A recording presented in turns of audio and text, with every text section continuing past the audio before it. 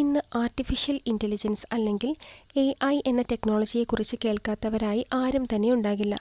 കാരണം AIയുടെ ധാരാളം ഉപയോഗങ്ങളിൽ പലതും ഇപ്പോൾ നമ്മുടെ അനുദിന ജീവിതത്തിൻ്റെ ഭാഗമായി മാറിയിരിക്കുകയാണ്.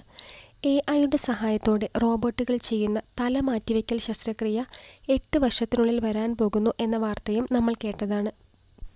എന്നാൽ AI പലപ്പോഴും മിസ്യൂസ് ചെയ്യപ്പെടുന്നതായും കാണുന്നുണ്ട്. കഴിഞ്ഞ ദിവസം ചലച്ചിത്രതാരം ആലിയ ഭട്ടിൻ്റെ ഫേസ് വെച്ചുകൊണ്ടുള്ള ഡീപ് ഫേക്ക് വീഡിയോ സമൂഹമാധ്യമങ്ങളിൽ പ്രചരിക്കുകയും പോലീസ് ഈ വിഷയത്തിൽ കേസെടുക്കുകയും ചെയ്തിരിക്കുകയാണ്.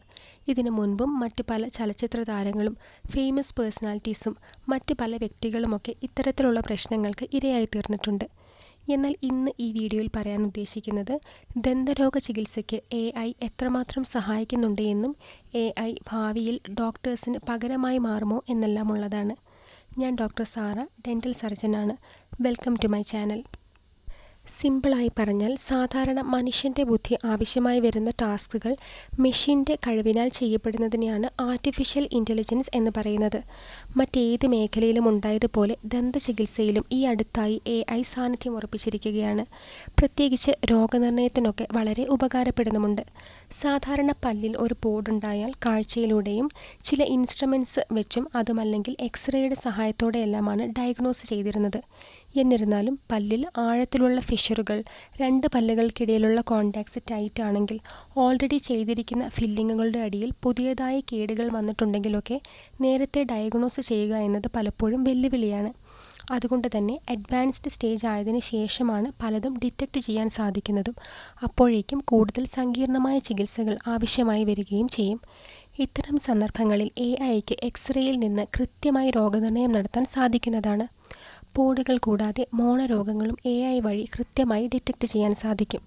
കൂടാതെ പല്ലിൽ ക്ലിപ്പിടുന്ന ചികിത്സകൾ ചെയ്യുമ്പോൾ AI ആൽഗോരിതത്തിൻ്റെ സഹായത്തോടെ മാലൊക്ലൂഷൻ, അതായത് താടിയെല്ലുകൾ അടയ്ക്കുമ്പോൾ മുകളിലെയും താഴത്തെയും പല്ലുകൾ തമ്മിലുള്ള തെറ്റായ സ്ഥാനം കണ്ടുപിടിക്കാനും ചികിത്സയ്ക്ക് മുൻപും ശേഷവും വരുന്ന മുഖത്തിൻ്റെ വ്യത്യാസത്തിൻ്റെ കൃത്യമായ പിക്ചർ തരാനും പല്ലുകൾ പറിക്കേണ്ടത് ആവശ്യമാണോ എന്ന് വിലയിരുത്താനും അബ്നോർമാലിറ്റികളുള്ള പല ചലഞ്ചിങ് കേസുകൾ ഡീൽ ചെയ്യാനും സഹായിക്കുന്നുണ്ട്.